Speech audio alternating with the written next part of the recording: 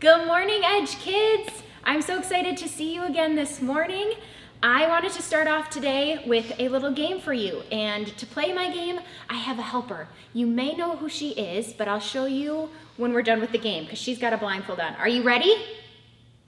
Come on, one more time. Are you ready?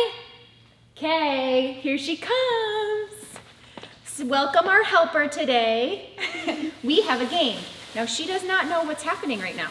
But I am going to pull out one of these balloons, and she has to guess the color. So here we go.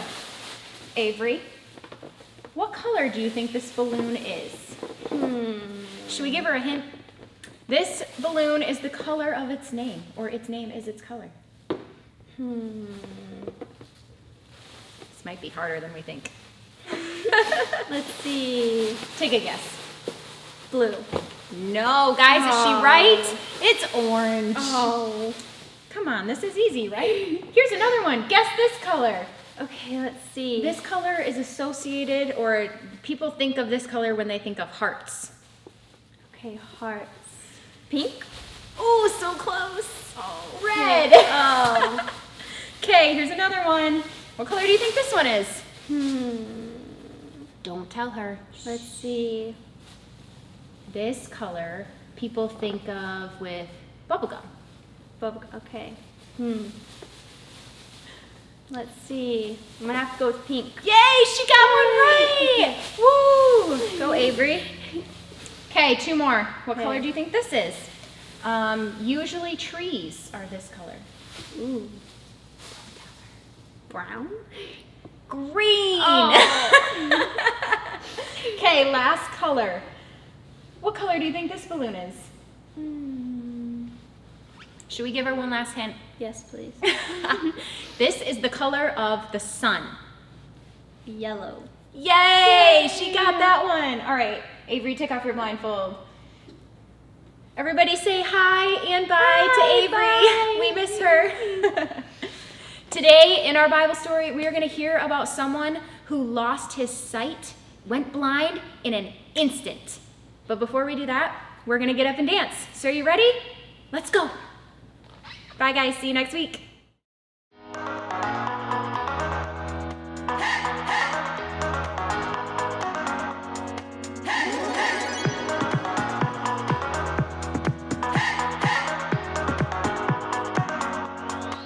This is my faith, this is my focus, all of my days. I know where my hope is, I'll live it loud, I'll shout the chorus, because I know, oh, you're always for us. And even when it's hard for me to see, I will trust in you, I will believe. And even when it's hard for me to see, I will trust in you, I will believe. And keep on looking to you for where I'm going, knowing you go there too. I'll keep on looking to you. I fix my eyes on you. You are my only focus. You are my only focus. You are my only focus. I fix my eyes on you. This is my faith. This is my focus. All of my days, I know where my hope is. I'll live it loud. I'll shout the chorus because I know, oh, you're always for us. And even when it's hard for me to see, I will trust in you, I will believe.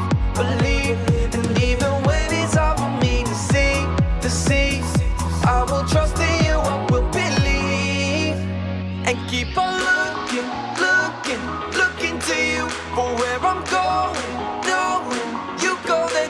I'll keep on looking, looking to you. I'll fix my eyes on you. You are my only focus. You are my only focus. You are my only focus. I fix my eyes on you, oh yeah, oh yeah. Woo! You ready? Come on, let's go. Hands in the air, hands in the air. I know you're there, I know you're there. Anywhere, oh. Anywhere. I fix my eyes on you, on you. Hands in the air, hands in the air. I know you're there, I know you're there. Anywhere, I fix my eyes on you, and keep on looking to you for where I'm going. No, you go there too. I'll keep on looking to you. I'll fix my eyes on you. You are my only, you are my only focus. You are my only focus. I fix my eyes on you. The Bible. It's 66 books of history, stories, letters, and poetry that fit together to form God's one big story. The epic adventure of how He created us and loves us so much that He made a way to rescue us. As we travel through the Bible, from Genesis to Revelation, we discover people who met God and found their lives changed forever. Now for an amazing story, inspired by the book of Acts, chapter 9, verses 1 through 9. If anyone was set up for the good life, it was Saul of Tarsus. Greetings. Though Saul's family was Jewish, he was also born a Roman citizen. Throughout his life, he was known by 2 different names. You may call me Saul or Paul. As a young man, Saul was sent to Jerusalem to study with the famous Rabbi Gamaliel. Let's see. You have achieved 100% in classical literature, 111% in philosophy, and in ethics, 99%. Oh, I vow to do better. Saul became a Pharisee like his father before him. He carefully studied God's law and prayed 3 times a day.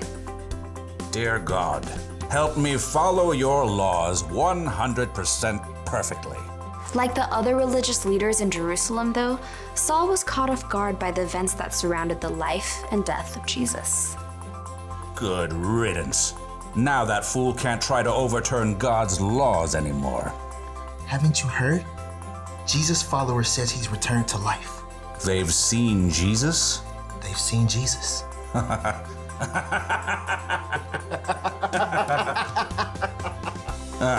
Those riffraff will slink away soon enough. Against all odds, the followers of Jesus didn't fade away. In fact, the numbers began to grow. 5,000? You're telling me that 5,000 people are following the way of a dead man? Well, technically, they think he's alive. Not helping. The religious leaders in Jerusalem did everything they could to squash the new movement. They even arrested a leader among the Jesus followers named Stephen. After telling lies about him, they dragged him outside the city. This man is a disgrace. Saul stood by and held the coats of the men, who picked up stones and threw them at Stephen, until they killed him. If Stephen had just let go of this Jesus nonsense, he wouldn't have had to die. It's terrible. I heard people are following the way of Jesus in other cities too. What? Inconceivable. Saul quickly became known for hunting down people who believed in Jesus. When he discovered that some Jews in Damascus were following Jesus, he went straight to the high priest. This Jesus thing is spreading everywhere. I'm aware. They think he's alive. Hashtag yup. Someone should do something. I hope you have something constructive to say. Give me letters to the synagogues in Damascus so I can arrest all the believers and bring them back here. Now you're talking. Saul set off for Damascus with the blessing of the high priest. He traveled with a group of men to arrest the believers they found. After days on the road, they neared the city. There it is. We'll make it by lunch. No, we must take time to pray. As he did 3 times every day, Saul stopped and turned to Jerusalem to pray, certain God was on his side. Dear Lord, help me to catch every single one of those despicable Jesus people. Suddenly, a light more brilliant than the midday sun blazed down around Saul. He staggered, fell to the ground, squeezing his eyes shut against the glare. Saul, why are you opposing me? Saul gasped. It felt as though the whole earth shifted beneath him. Who are you, Lord? I am Jesus. I am the one you are opposing. The men around Saul stared in horror and confusion, unable to speak. They could see no one, but heard a sound, perhaps like a roar of thunder. Now get up and go into the city. There you will be told what you must do. Saul reeled. He struggled to his feet and finally opened his eyes. He saw nothing, only darkness. What's happened? You tell us. We saw the light, and you fell, and this sound, and then you said... I can't see. What? I can't see. I've been blinded. That's not good. Here, take my hand. Saul grasped the man's hand and shuffled a few steps forward. Who are you talking to? I think it was Jesus. You heard Jesus? I heard Jesus. Saul's companions led him into Damascus, where he stayed at the home of a man named Judas on Straight Street. Want something to eat? I'm not hungry. Or water? Not thirsty. For 3 days, Saul wrestled with himself and God. He'd come face to face with the very man he knew was dead, but discovered that Jesus was very much alive. Now blind, Saul was forced to see everything in a brand new light.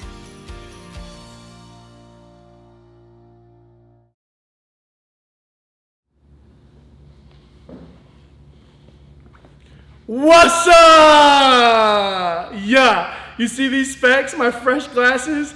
I know you love them. So this whole month, you guys remember what we're learning about? Focus. So that's why I'm rocking these shades. And so today we learned that Saul thought he knew the truth, but then he came face to face with Jesus, a man he knew was dead. And you know what he discovered? That Jesus was very much so alive. And even though Saul couldn't see it, it was like he actually saw everything about Jesus in a whole new way. And you know why? Here's why. Because knowing Jesus changes the way you see everything. That was fresh. And throughout God's story, God had helped all sorts of people understand who he is. God even opened up Saul's eyes in a pretty dramatic way. Saul had spent his life up until then trying to stop the messes of Jesus. But now he could see the truth, that Jesus really was God's son. You see, knowing Jesus changes the way you see everything. God opens our eyes too in lots of different ways and helps us look at our life from his point of view. For example, when you know Jesus, you might see how the things that seem bad right now could be used for something good. Sometimes God speaks to us through experiences. Like maybe you're out on a park on a sunny day and you notice the beautiful world God created and you feel closer to him than you ever have before. Or you might have a friend who always shows you God's love. But however you get to know Jesus better, it's always worth it. You know why? Because Jesus changes the way you see everything.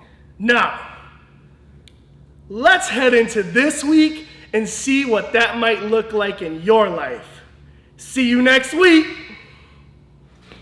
Hey Edge Kids, good morning. Thanks for joining us. I'm so excited to have you guys here. I have an awesome activity for you guys. This one is a little messier on the messy side, so you might want to go outside if it's super nice out, but you can also do it inside. You just have to be a little careful. So for this one, we are going to do some painting with some bubbles. So all you need is bubble solution, So I just have this one right here with me. You guys can also, there's recipes to make your own bubble solution online. You could find those, have a parent help you out with that if you don't have bubble solution at your house. So, and then you just need little containers, which I have little containers right here with me. I filled them up with the solution. And then I used food coloring. So I used food coloring to dye them different colors so that when you blow the bubbles onto the paper, it will make the different colors when they pop. It's gonna look super awesome. So you just pour the bubble solution into the different containers like I did, and then add a few drops of food coloring, whatever color you like. I'm gonna use blue and red today. I don't know what colors you guys like, but those are some of my favorites. So I'm gonna use those ones, and then I have as well some white paper with me, just so you can see the bubbles really well on there. That will work best. And then I have my trusty dusty bubble wand with me that I'm gonna use. So here we go, I'll show you how to do it. It's super easy and super fun.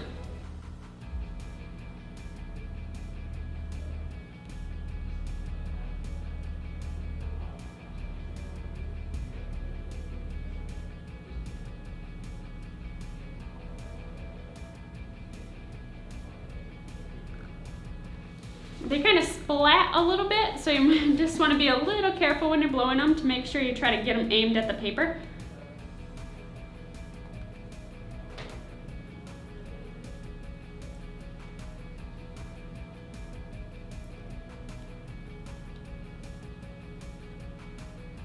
That was a big one, a big pop.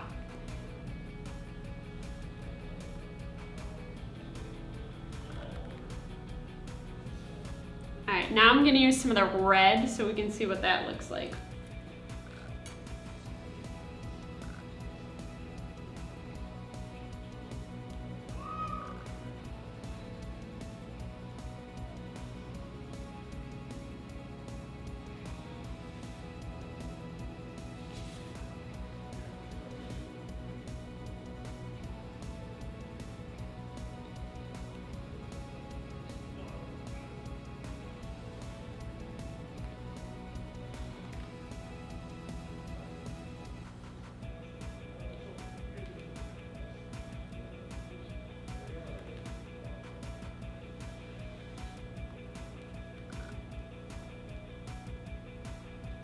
This one does not want to pop.